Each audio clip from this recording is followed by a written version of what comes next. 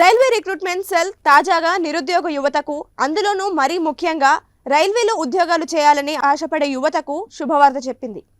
అయితే తాజాగా ప్రకటించిన నోటిఫికేషన్లో 4116 అప్రెంటిస్ ఖాళీలను భర్తీ చేసేందుకు దరఖాస్తులు ఆహ్వానిస్తున్నట్టు పేర్కొంది.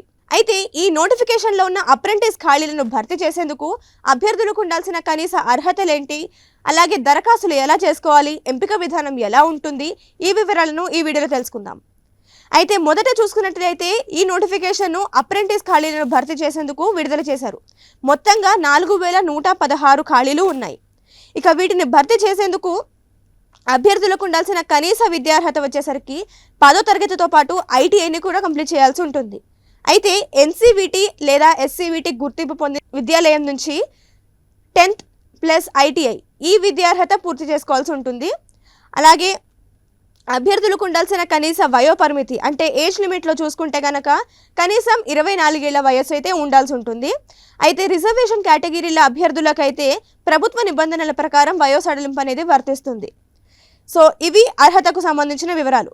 ఇక దరఖాస్తులను చూసుకుంటే కనుక దరఖాస్తులు అయితే ఈ నెల 25న ప్రారంభం కానున్నాయి.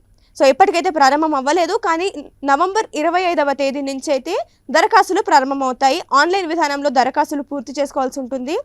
అయితే దరఖాస్తుల సమయంలో అభ్యర్థులు ఫీజుని కూడా చెల్లించాల్సి ఉంటుంది. సో ఎస్సీ ఎస్టీ పీడబ్ల్యూబీడీతో పాటు మహిళా అభ్యర్థులకు ఎలాంటి ఫీజు చెల్లింపు ఉండదు. అంటే మహిళా అభ్యర్థులైతే ఏ కేటగిరీకి సంబంధించిన మహిళా అభ్యర్థులైనా కూడా ఫీజు చెల్లించాల్సిన అవసరం లేదు. సో మిగతా అభ్యర్థులందరూ అంటే మిగతా కేటగిరీకి చెందిన అభ్యర్థులందరూ 100 రూపాయలు అయితే ఫీజు చెల్లించాల్సి ఉంటుంది.